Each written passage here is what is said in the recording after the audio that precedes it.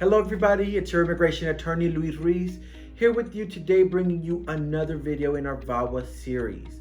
Now, as you know, VAWA is the Violence Against Women Act that was enacted by Congress in order to help people who are victims of domestic violence, specifically parents, children, or spouses of U.S. citizens or permanent residents, to obtain lawful status in the United States.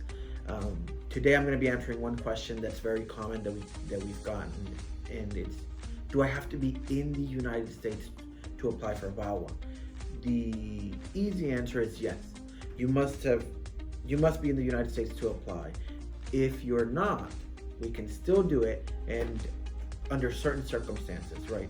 So the requirement is that you resided in the United States with your abuser, that it happened with your abuser in the United States, and that you live in the United States.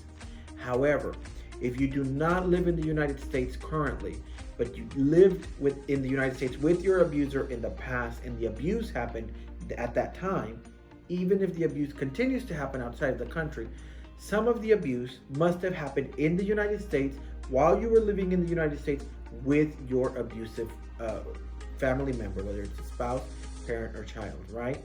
However, let's say that you never lived in the United States, you lived abroad, and your spouse lived abroad.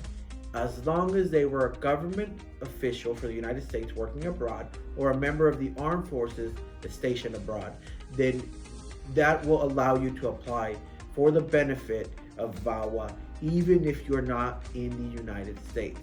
So the general requirement is that you live in the United States and that you resided with your abusive spouse in the United States, and that you're still here.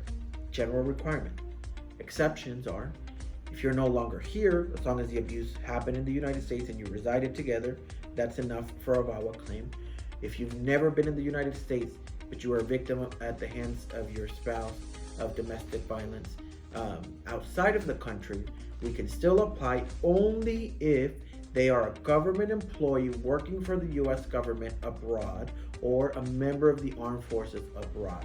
So for example, if you are married to somebody who works at the U.S. consulate in a foreign country, and they're a U.S. citizen, and because of their employment, you have resided together and in that foreign country, we will be able to move forward with an application for you, even though none of the abuse happened in the United States, because the government makes an exception for people who are spouses of U.S. citizens or permanent residents abroad while they are doing business for the government, such as working in the consulate or being in the armed forces.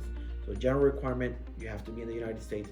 There are exceptions if your spouse works for the government or in the armed forces. So that's the long answer, right?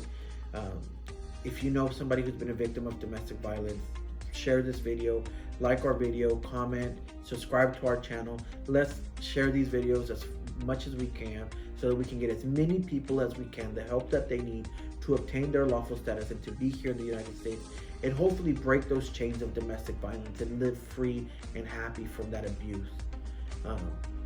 Give us a call if you need anything from us.